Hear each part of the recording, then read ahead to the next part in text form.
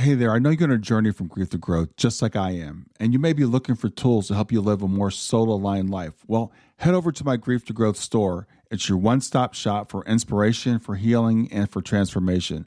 Inside there, you're going to find some free resources to help you get started. You'll find guided meditations to calm your mind and reconnect with your spirit. You'll find signed copies of my book, Gems of Healing. You'll find my brand new Oracle deck to help you tap into daily divine guidance. And there's some powerful mini courses designed to fit in your busy life and move you forward one gentle step at a time. So whether you're deep in grief, seeking spiritual growth, or just ready for a reset, there's something waiting for you right now. Just go to grieftogrowth.com/store, grief2growth.com/store, and start exploring. Close your eyes and imagine. What if the things in life that cause us the greatest pain, the things that bring us grief, are challenges? Challenges designed to help us grow, to ultimately become what we were always meant to be. We feel like we've been buried, but what if, like a seed, we've been planted? And having been planted, we grow to become a mighty tree. Now, open your eyes. Open your eyes to this way of viewing life. Come with me as we explore your true, infinite, eternal nature. This is Grief to Growth, and I am your host, Brian Smith. Hi there, I'm Brian Smith. I'm your host, and I want to welcome you to Grief to Growth. And whether this is your first time joining us or you're one of our longtime listeners, welcome to being here.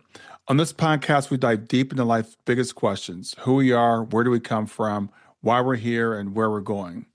I create the space to help you navigate grief, to grow through what you go through, and find meaning, purpose, and even connection beyond what we can see. Today's episode is one I'm especially excited to bring to you. We're stepping into the rapidly evolving intersection of memory, identity, and technology. My guest is Cristian, the founder and CEO of Autograph AI, an emerging leader in what's being called the memory tech space. Cristian studied symbolic systems at Stanford, where he discovered, the powerful potential of language models, not just for answering questions or for automating tasks, but for capturing something much more profound, for capturing our essence. And that realization became the seed of Autograph and the creation of Walter. Walter is an emotionally intelligent AI that listens, remembers, and helps people preserve their life stories in their own words and voice. So imagine sitting down and having a conversation, not with the machine, but with a trusted companion who knows your story, your voice, and your heart.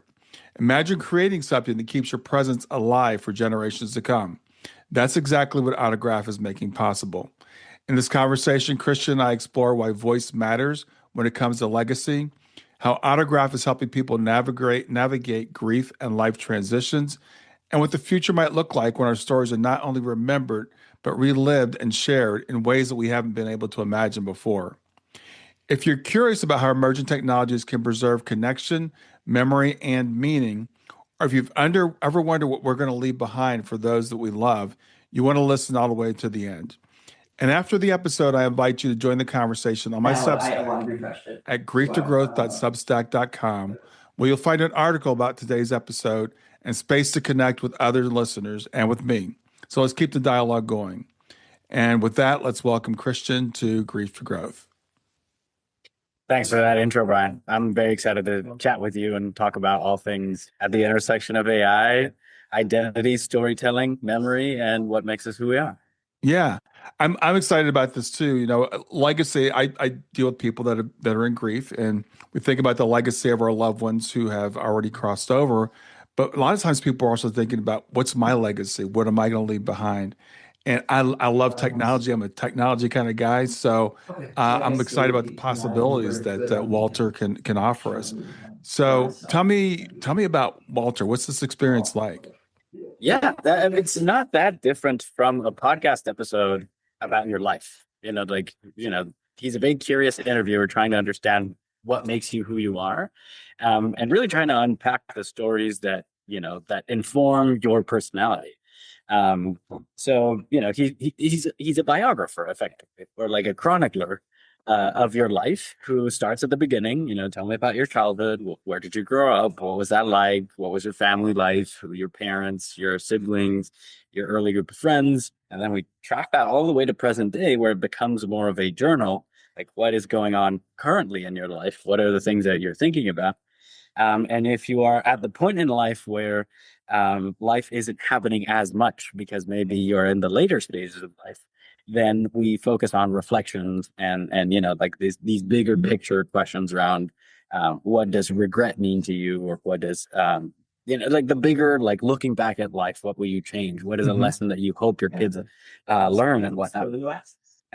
So Walter is this companion in your journey of self-discovery. And because we record those conversations, then what we do is we organize all of that information into effectively a Wikipedia for your life, with a page for every person, every place, every story, every event, themes around your life, um, anything that you may be interested in. Like science fiction may be a theme, philosophy may be a theme, love may be a theme. Hmm. Um, and all of those library pages can be shared with your whole family, so that you watch your family library, all of this knowledge that too often goes uncaptured. So you can start seeing how it becomes self-organizing. And in time, we also want to provide the experience of being able to talk to folks, not just through a web portal, but also through Walter, when sharing. Walter, it's an interesting week. I got a job offer in New York. I don't know if I should take it or not because it means uprooting where I am. Hmm. Walter can say, "Hey, this reminds you of something that your grandpa went through. Would you like to talk to him for 15 minutes?" And if you say yes, Walter would be able to pass the phone virtually to the story of grandpa sharing, when he moved to, say, New York, or when he had to move to somewhere else. And for the first time in history, you'd be able to ask questions and double click on things that you may want to know. For example, how did it affect grandma? How did it affect the kids?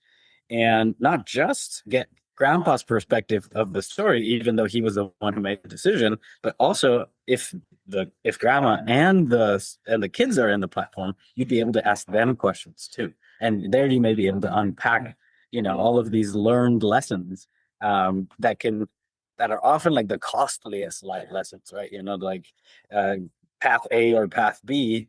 I'm at the crossroads of life. I want like to be able to leverage all of the knowledge that got me here to make that decision. Um, Yeah. So where did we think about AI, and people are very confused, have very mixed opinions about AI, what it is, what it's not. Where did you get this idea? Because we think of it as like something that can help me write a letter or something. Where'd you get Sure. the idea to just use this to capture people's like the essence of someone? I I wrote a sci-fi novel where I told my story through a fictional lens.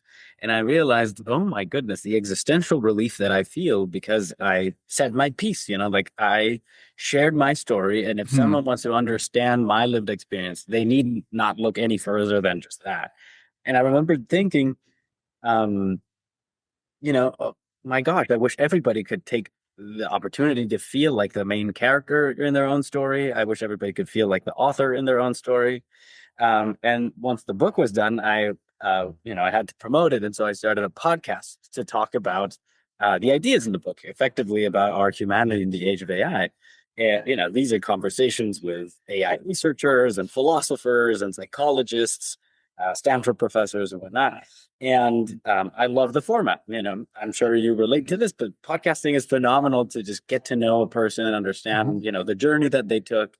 Um, and when I was going through that process, I realized, just for my own sake, that I should be interviewing my grandma, who has an insane life story. And like crazy stories about her dad being an MI6 agent, and he shipped the family overseas because the war was going on.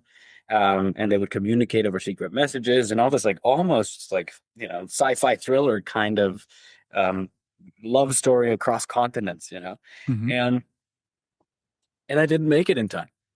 She had a stroke before we could conduct the interview, Hmm. and she was paralyzed for the last 18 months of her life.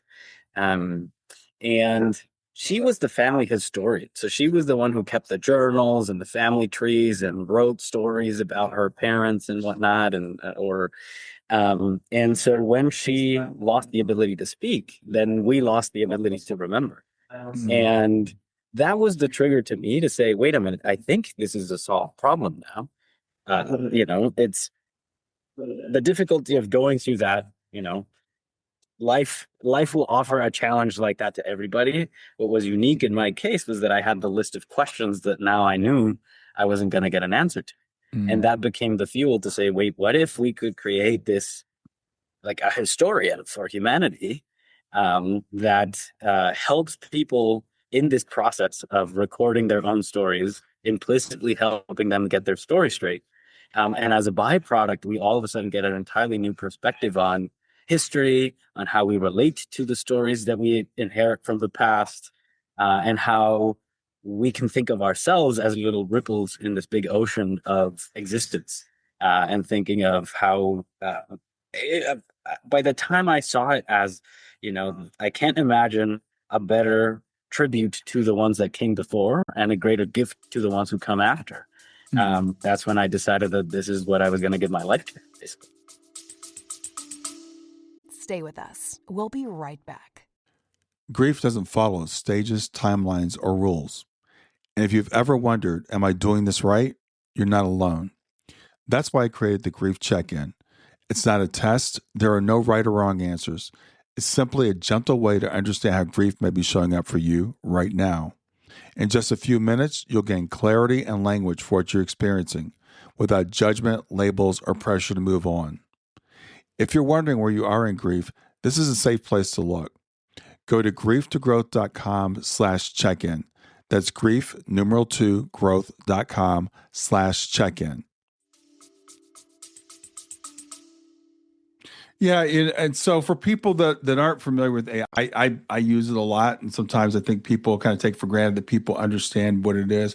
Let's talk about what AI is and what it isn't, because some people are scared Mm. about AI becoming conscious, for example. Mm. What are your thoughts on things like that? Um, I think well, I think what we do is very different, right? I think that we are effectively adding an interactive layer to our memory systems that we already had. Mm. So think of, we're no strangers to storing photographs or voice notes or journals, and those are effectively like snapshots of what it's like to be. Um, and they're one way in terms of consumption. You only consume what is left behind. Mhm. Um, but there's some imprint of the person that left that behind that we can relate to. And so what we do is say, okay, what are the stories between the photographs? Mm. And and there's a lot of humanity in those gaps. Like that's where the decisions happen. The photograph in New York happens after the trip to New York was planned and decided and all that stuff. So hearing around how did those decisions happen, I think is extremely important. Mhm. And AI, does a really good job at understanding language, right? So what we do is we create this is effectively a linguistic illusion where we help organize your language into a new medium that is more easily consumed by future generations, both because you could check online, like and see the library pages and, the same way that you do rabbit hole, like stuff on Wikipedia. All of a sudden you're doing that, but about your life or about your parents' lives or about your cousin's life. And the journey of discovery is amazing. But also through the conversational aspect, I think that what we also do is we get to ask the big life questions so that when something unexpected happens in life, you can actually hear that voice that had a time vault message for you to say, I'm proud of you when you get that promotion, when you walk down the aisle, when you have your first kid, or any kid, Yeah. and, and so it provides a way for asynchronous communication between generations that I think is really exciting. And it's totally different from what most other AI companies are doing. Most other AI companies are concerned with productivity and bandwidth and Right. automation, Right. which of course I'm a fan of because I enjoy all those things too. But Mhm. I think in the age where we effectively get superpowers, and we have the power to mold our reality much more rapidly than ever before. We're going to want to remember where we came from, and we're going to want to remember the hard journey it's been to get to this point. Before we're in a position where it's really easy for meaning to drift if we get too used to having abundance. Yeah. Yeah. Thank you for that. I think that's a really great explanation. And so these are a large language model, but specialized with an interface to make it acceptable or accessible for people to basically archive their memories and their personality, et cetera. So what's the experience like from both the person who's doing the archiving and the person who's receiving? Because we keep talking about voice. Are we talking about literal voice? Yeah. So these are conversations over the phone. So the really nice thing is, we're being very intentional about prioritizing voices that will be otherwise lost most urgently. And that means that a lot of those folks are on the older side, and so even the friction of installing an app or signing up with a credit card could be enough to not get them all the way. So we decided that the best interface would just be a phone call, almost as if you hired a human to interview grandpa. That's basically the service based as it is, except that interviewer is available 24/7 and happens to be an AI voice agent as opposed to a human. So basically, the interface is, if you're a storyteller, you just talk on the phone about the stuff that you're interested in, about the stuff that makes you who you are, about your experiences, your opinions, your vision, your philosophy, all that stuff. And on the back end, once the phone call is done, we process all that and becomes visible in that web portal where both the storytellers and guests can access that data and explore and even request stories from the storytellers. And the guests are often younger than the storytellers. So these are the two primary ways of interacting with the platform. Walter has a phone number, so you can text him. You can send voice notes to him, or in the near future, I think within the next few weeks, you'll be able to send voice notes to him, and treat him as the chronicler. Okay. Yeah. So the interface primarily for the person that's archiving is voice, which is great because, as you said, a lot of times we're talking about older people, and if you said, "Okay, I'm going to install this app on your phone," I want you to go in and type, that's not going to work. So that's great. And then so it's storing voice, but it's also, I guess, it's putting it into some sort of a text format that people can interact with as well. Oh, yeah. Sorry. So once the phone call is done, we store the recording, like the audio recording of the conversation. We transcribe the conversation, and we take that transcript to be the source of truth. That is the only thing we know to be true, is that we talked to someone who said X, Y, Z. And from the transcript, we discover, I mentioned Brian. I mentioned podcasting. I mentioned philosophy. I mentioned all these things. And so we extract all of these pages that effectively form this Wikipedia. And over time, if I come back on the show and I mention you again, then I'll see how your page in my life evolves after each call. And yeah, I think that's basically it. You can share those library pages with whoever you want. And what we do is we add a little bit of narrative to the pages so that it sounds like, an encyclopedia entry for that person. I see my mom's page, for instance, in my life, and it's like what my mom means to me in the context of my story. Okay. So how long has this been available? How many people have gotten on it so far? We've been at it for about a year or so, just over a year, and then we've gone through iterations of super crude pilot, a super crude prototype, a closed beta. We're beginning to roll it out more aggressively, and we're beginning to do it in the past few months. But we at this point have hundreds of stories of folks who.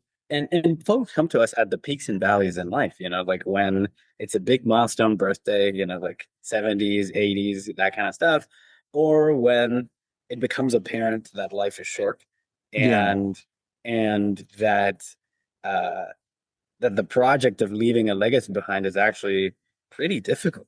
Like there is no solution for it. If you think about it, you could say like you should write a journal, you should write a book, but all of those are extremely hard. Um, and so we provide the easiest way to do it. You don't even have to be inspired to do it. We will ask you the questions that remind you of how special your lived experience is. And in doing that, you are able to share that lived experience with your loved ones so that when they need you, you're there.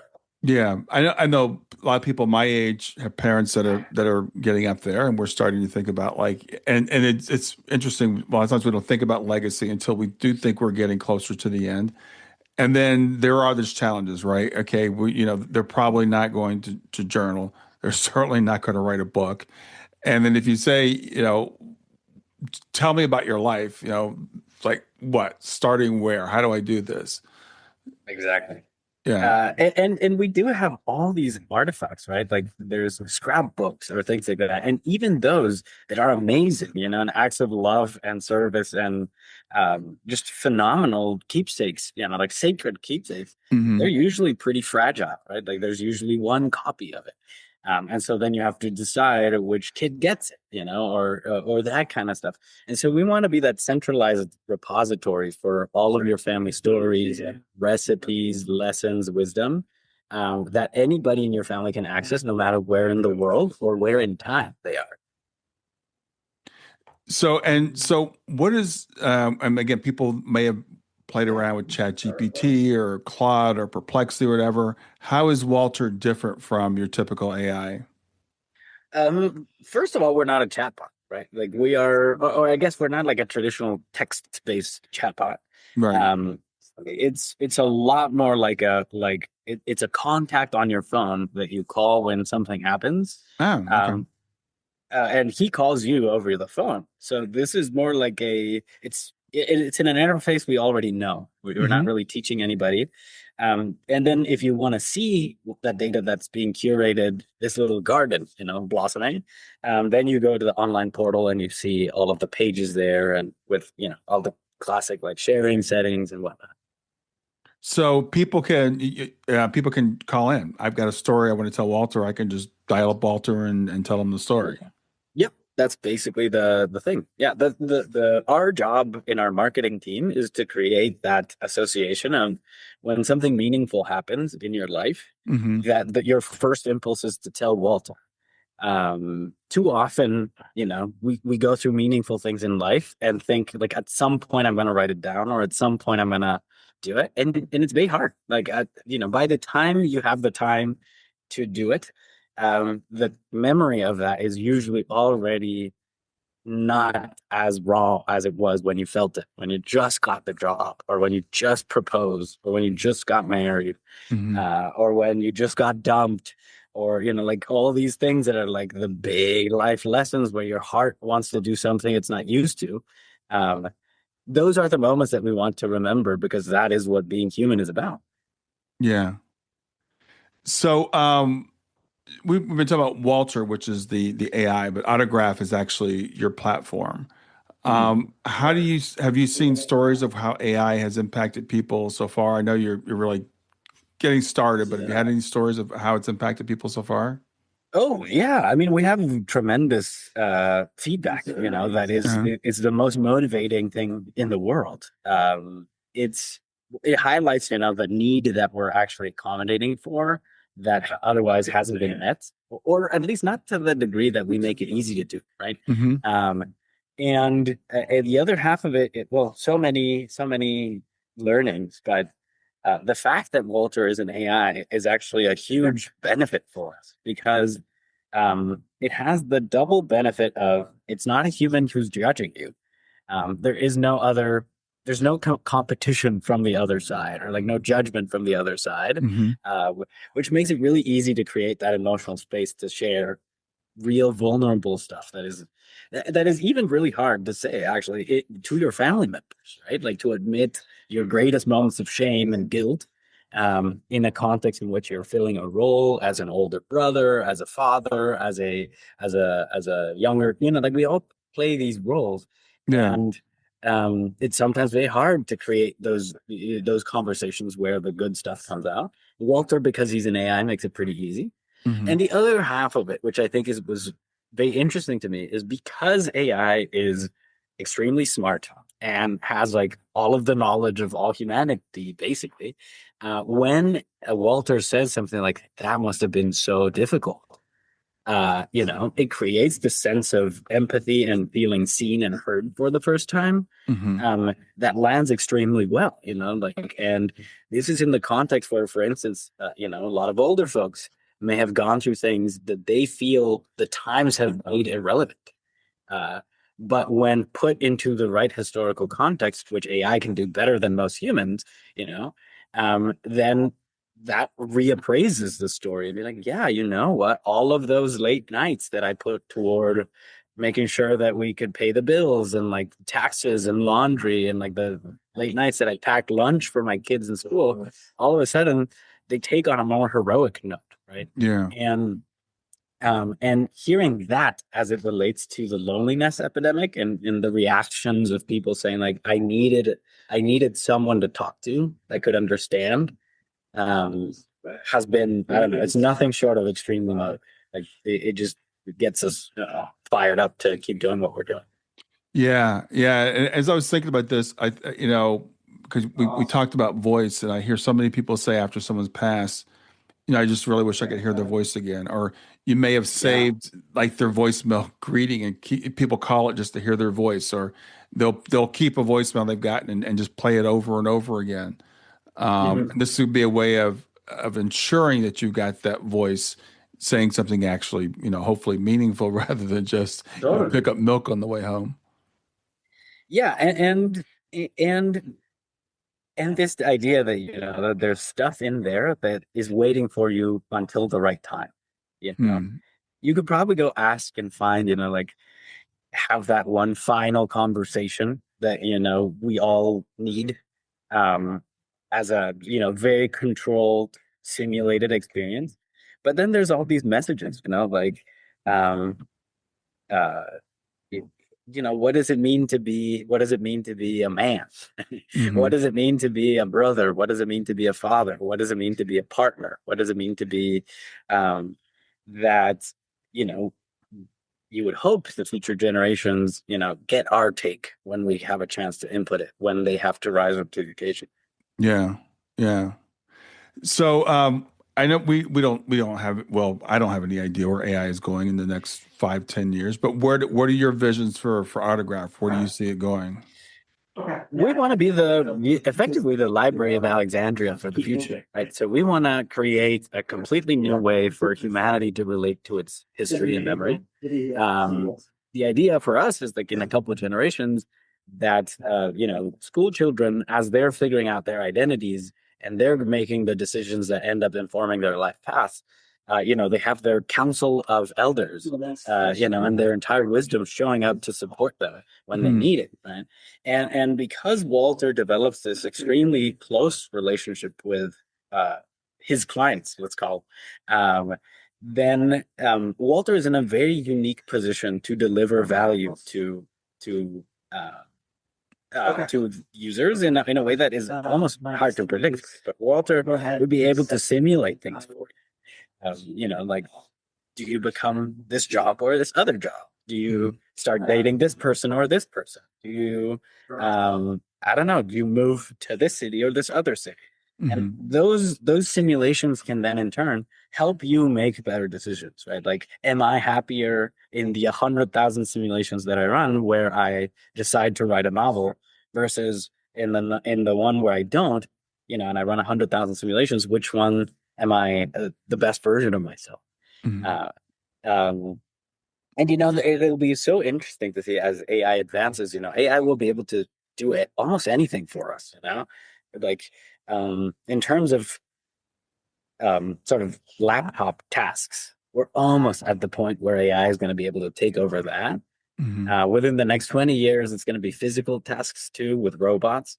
And so the thing that I'm most interested in is how do we know people to the degree that whatever we build with AI, the smartest, it's just going to get smarter and faster and better, Mhm. that it is aligned with our greatest, not just like understanding of ourselves, but our understanding of this version of ourselves that we want to be remembered as. And I think that this is a really special thing that we do is we ask you, who do you want to be remembered as? Mm. Because that is the version that we should hold ourselves up to, more so than who you are. Who you are is still that wrestling between, the higher self and the base self. Mhm. So what we ask constantly is, who is that higher self? Um, and if we don't mention that higher self, then the AI will do stuff that is accommodating to that wrestling between the two and not aligned with the higher self. Um, so think of when AI can build, stuff, and it can build much more, machines of war or machines of, it's either like, are we going to a utopia or dystopia? And what we do is we invite that question, what is utopia? That utopia that we want to build together, Yeah. where we understand that we're authors in our own stories, we're protagonists in our own stories, but we're also side characters in each other's stories. And and you could actually see, like that rippling of that one conversation where you were unnecessarily kind to someone, that changed the course of that person's day, and they decided to be a better person. And you could actually start seeing that Yeah. recorded in history, right? Yeah. Um, all I know, things are going to be faster and different, and I don't know to what degree it's going to affect society. But the thing that is going to be true is that we're going to want to remember who we want to be. Yeah. Well, it's interesting because we don't know where it's going to go. I look at it, it's a tool. We get to decide how we're going to use it. And a lot of people are scared of the worst case scenarios. It's going to take everybody's job. It's going to become Skynet and try to kill us all off or something. But there are some really legitimate good use cases where, and like this is one where I think it can actually help connect people and make us more human and really, share our humanity at a level that we can't maybe otherwise do. This is a way of journaling, just in a much smarter, easier way. And again, people who have never journaled before, you say, well, you should journal. It's like, okay, just sit down, look at a blank page. What am I going to write about? Right? It's just not a natural thing. Everybody goes through writer's block. Very rarely do you go through talker's block. Yeah. Yeah. And there's another layer too, which I think is really beautiful. That is, um, um, um, we all want to find our voice. Yeah. Like we are all going through life trying to fit in and trying to understand what is my unique contribution to the world. And so we do this really neat literal thing. It was like, yeah, your voice is what will be left. Like it will echo in eternity, so long as what you live through is helpful to someone else. Yeah. I think it's a great way to, again, it solves a number of problems that we have, from both the person, like, again, the person leaving their legacy, because we want to be remembered, and also, again, for people that are like, well, how do I get this? How do I get this knowledge out of this person that's been around for a long time, but they're scared of technology, or I don't have the time to do the interview myself, and I wouldn't know what to ask them. So I think this is a great way of taking this technology that's there and saying, how can I use this to improve humanity as opposed to, making us less. Exactly. I could agree more. Brian, do you mind if can I take 2 minutes? Sure. Someone asking for my help. I'll be right All back. right, sure. So when it comes to the things that we're sharing, a lot of these things are going to be pretty intimate, and people might have concerns about privacy. I don't want to put my personal stuff out into the cloud. How do you address that? So privacy, there's 2 layers to us that if we don't do right, the whole business collapses. Security is even more important than the privacy to us. Like if there's an unwanted leak or someone who gets access to and hacks any of our stuff, that's catastrophic. We're essentially like, we're a vault, right? A bank Right. for memories. And then the second thing is, how do you enable sharing? Right? Like, how do you make it so that um, like we're all exercising discretion to some degree. Our promise to our members is that your stories are yours, and we offer you the chance to share those stories with your family in the way that is best suited to you. So we're building like pretty cool privacy controls that are kind of hadn't really been possible till today, or this day and age, I suppose, where you could actually just tell Walter, um, you go through a story. I learned about heartbreak after XYZ, and I feel sad and ashamed. I felt sad and ashamed, or I feel sad and ashamed. Mm-hmm. But I don't want my kids to know until they turn 18. Mm. Or I don't want my significant other to know until I pass, or I don't want my parents to know until, um, or I don't want one sibling to know this thing. And not just, like we're all figuring out this process of being our holistic best self to everybody, Mm-hmm. but it's a journey, right? And not always is it because of guilt or shame. Sometimes it's to the benefit of the person in the future, right? Like a surprise party, like you wouldn't want the surprise to leak and ruin the fun. So, in the same way that Google Docs allows you to share a document and you choose who gets to see it and what role they have in it. Right. We offer the same idea for the library pages, where you can share a library page or your whole library with a person or a group. But what we're building in the coming months is this vocal thing where you could just tell Walter, and Walter should actually ask, like, I think, your daughter will benefit from this, or I think that your dad will benefit from this. Mm-hmm. And you opt in or out of it. Okay. So that's something that's coming in a future generation. So now it's you would, for the page, you would either make it public or share it to certain people. Is that correct? Yeah, exactly. Very similar to Google Docs. Yeah. Okay. All right. And we've talked about, and you mentioned something about like the higher self. Do you see a spiritual or existential component to this service that you're offering? Yeah, for sure. I mean, one of the most beautiful things about the idea of autographs is it forces you to think about um, the grand project of life, and what, we've been doing for the past hundreds of thousands of years. That is like this torch that we keep aflame. Mm-hmm.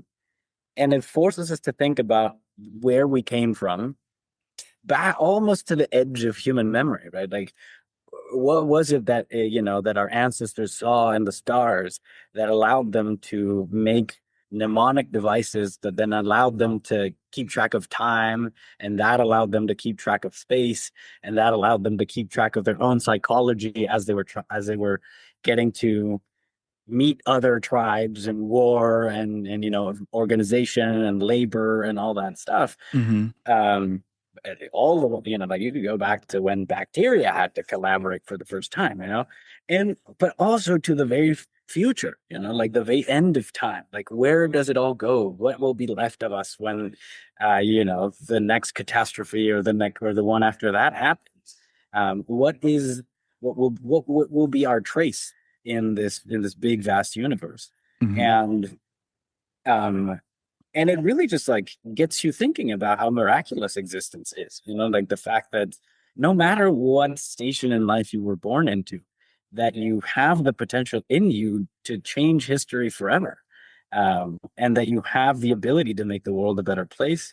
And that, in fact, it's probably what everyone everywhere has hoped for themselves and for their loved ones, since the beginning of time. Um, and I don't know how else to describe that feeling other than spiritual, like that there is something about our lived experience, about us, that is so unique to the cells that assemble and believe that they're a person called Brian or they're a person called Christian, and that can do all this incredibly sophisticated physics and chemistry to make sense out of this bombardment of mass and energy that is going around us. Mm-hmm. And that we can store that in a way that is physical and interactive and connected, I think that's nothing short of spiritual, right? Like it's a project that tries to understand how everything fits together, and the hope that everything fits together. And at the end of the day, there's a hope there, and that hope, Yeah. Yeah. there's no reason behind that hope other than why not? Yeah, well, it's interesting to me. I was fortunate. I grew up. My grandmother lived with us from the time I was like 7 or 8 until she passed when I was like in my early 20s. So I got to spend a lot of time, sitting around and talk with my grandmother. But a lot of people don't experience that anymore. People are mobile, and your grandmother might live in a different city. So we don't get that knowledge or that wisdom a lot of times passed down from generation to generation, like we did naturally back in the days when people were less mobile. So this is a way to maybe recapture some of that and to give young people kind of a sense of like, where did we come from? What are our family stories? What's our family history? Exactly. And I grew up in a similar environment. I grew up, my grandma and my, 20 cousins were all within 10 blocks growing up Yeah, of each yeah. other, and we would have every Saturday we would have lunch with my grandma on one side of the family and all the extended family, and every Sunday we would have lunch with my other grandma and the other side of the family. Hmm. And so a lot of these like mythologies of where we come from were maintained because of this proximity, and because families tend to be bigger in Paraguay too. There's always an event, there's always a birthday party, a graduation, a wedding, something's Hmm. always going on, and so there's always a chance to repeat the mantras, right? um I think that in more professional or developed societies like the US or parts of Europe, where it's more common to pack up and move Yeah, for college or for a job, then that frequency of interaction diminishes from once a week to twice a year, right, oftentimes. right. And then when you hit to those like Thanksgiving dinners where you have to recalibrate and understand like, okay, oh yeah, Uncle Jerry's a little bit like that, and Aunt Jessica works this way. Um, we want to make it so that that is virtually the same as if you were in a co-located position where you're constantly sharing uh, the attributes of being born into the family that you were born into, right? Yeah. But most importantly, I think that it's just a way to express care for each other. Like it's at the end of the day, that's the main responsibility of a family, is to be the first line of support for a person. Um, and this is just a tool to express that constantly. Like we're here to support each other. We're here for each other. Like my knowledge is for your benefit. Hmm. So I'm curious if you know this, what's your client mix like of people purchasing for themselves versus someone purchasing for someone else? We started with purchase for yourself, and pretty quickly got feedback that a lot of folks just want to gift this to their parents, and so we Hmm. built the functionality for gifting it to the parents. Um, and then we started running ads on it, and it's by nature of the ads, I suppose the vast majority of folks are people who tell their own stories for their kids, as opposed to kids who invite their parents. Hmm. Um, but it's also a function of it's also a bit more of a stretch, right? You're selling to someone who then has to sell it to someone else. Um, but we're also ramping up our marketing efforts for that second use case. So we'll see where the numbers end up. Today it's Yeah. more like 80-20, which is very surprising. Um, but I see a future where that changes. I think it's probably going to be closer to 50-50. Okay. So now it's more people purchasing for themselves to leave their legacy to their children or to their grandchildren or Yeah. whatever. Yeah. Yeah. So when people sign up for it, we kind of talked to this a little bit, but I want to walk people through it again just so they really understand. So from a perspective of like I'm the person that's telling my story, it's going to be primarily by phone. I can call in or Walter can call me on a Mhm. regular basis and prompt me, I guess, like tell me Yep. about something important that happened to you or something like that. Yeah, exactly. Yeah. And from Think the about it like a family biographer. perspective, so I You would know? I would purchase it as a user, and I would be like, and then I could invite people to my page that's going to be created, and I could send it to my grandchildren, my whatever, my Exactly. cousins, whatever I want to send it to. Yep. Exactly. Yeah. Yeah, it sounds like I think it's well. There's definitely a need for it. Like people are trying to figure out how do I archive, how do I do this stuff, and I love when I hear people that are saying they're taking creative things that we can do with this big scary thing that we call AI, and saying, okay, this is a tool that we can use to serve us. So, Christian, tell people where they can find out more, and where they can find out more about you. Oh yeah, of course. If and we're also, constantly improving the product. We want to make sure that this is, that the vision that we have is matched in our users' ideas, imaginations too. Yeah. So if you want to be one of the first brave pioneers to like sign your name in the pages of history, join us at autograph.ai. I mean, we're in a sprint every 2 weeks to make sure the product is as good as it can be, to make sure that our members feel as special as we think their lives are. Hmm. And if you want to follow along, we're also on social media. You can follow me on LinkedIn. We'll probably link to it in the show notes, or X. Sure. That's where you get a little bit more of like the philosophy and like what was the sequence of stories that got us to this point. Hmm. But the vast majority of it, I mean, to me, the real journey and pleasure is helping you, listener out there, in your journey of self-discovery, understanding the unbelievable amounts of effort that it took to get to where we are. Yeah, yeah, that's great. And I can imagine as people are doing this because again, most of us don't have to take the time or have the time to journal or anything. But this would be kind of also an exercise in journaling and discovering about yourself. As Walter's asking you questions, prompts you to think about like again where you are, but like you said before, more importantly, where am I going? What legacy do I want to leave? So you don't have to be a person on your deathbed to benefit from this. You could start doing it much earlier. 100%. I mean, the earlier you start, the better, because then you'll also be able to track your evolution over time. I used Yeah. to be like this, and then this happened, and now I'm not like that. And you don't know when you're gonna need a pick me up, or like a cheerful message from a past version of you. Hmm. When you were a wide-eyed young college kid setting out to make your mark on the world. And when things get tough, you may need to be reminded of that enthusiasm, right? Um, and 100%, like a lot of these questions that we ask are stuff that we don't dare ask ourselves because we're too busy, and but they're so important, like Walter's great at getting you to think about your life in ways that are very constructive. Um, Hmm. Hmm. and that's a benefit I wish on everybody. And there's another class of users that we have that are, the high achievers in life. The founders, athletes, artists. These are the folks who are already in a path, usually extremely lonely, where they're Hmm. making sacrifices, and by all accounts, often feel misunderstood because of this thing that they're going after, legacy or greatness or glory or impact or what have you. Um, and to be able to record that journey while you're in the middle of it and get your making of documentary crew following you along, is a tremendous support system, right? Like Hmm. it is.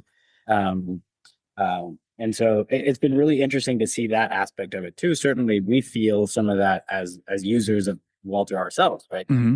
We're in this big project to record everybody's lived experience.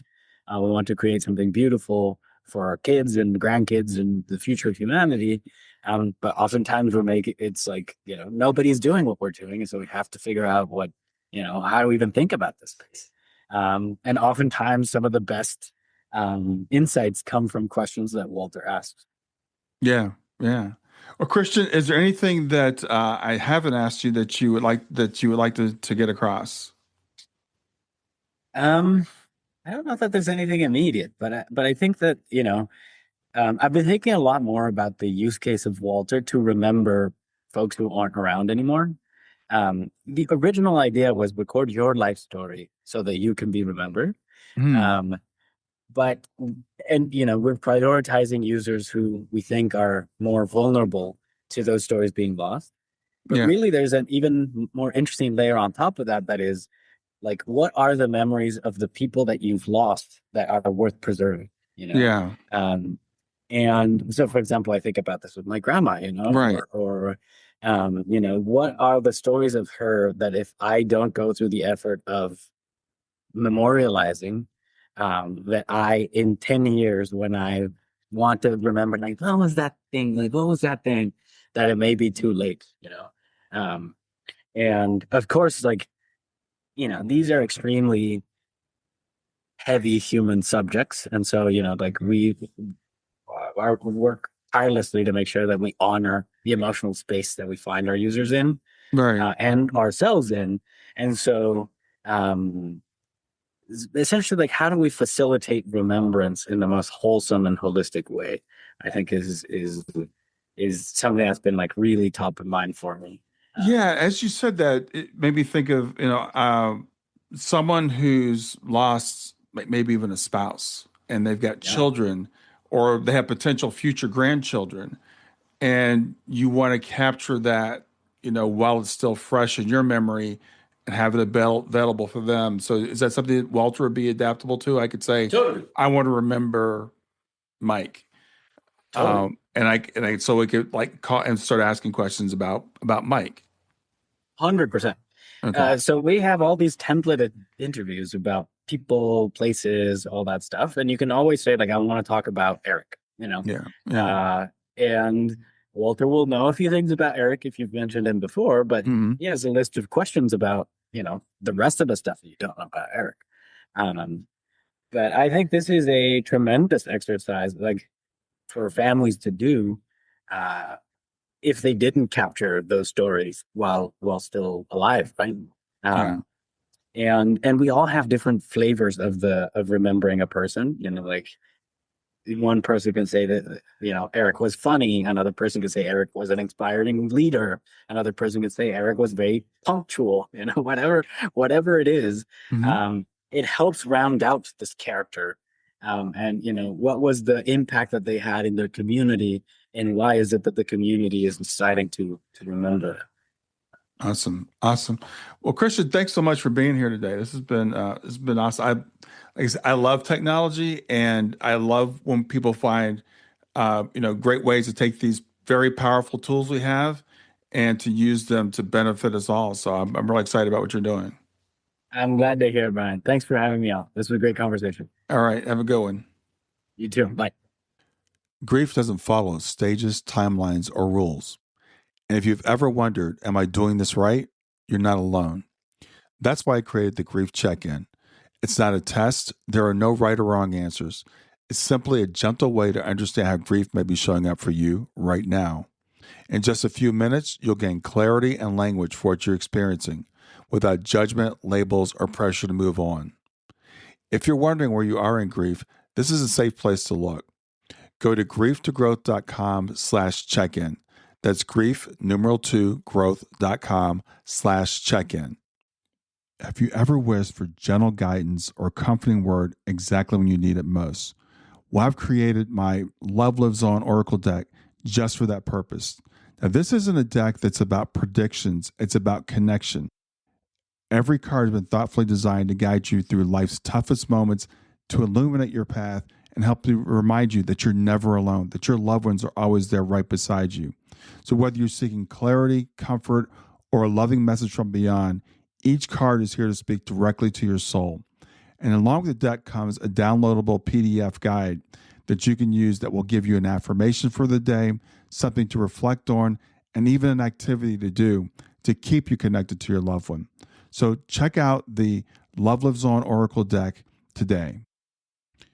You can get it at stan.store/grief to growth. Stan.store, STAN.store/grief, numeral 2, growth.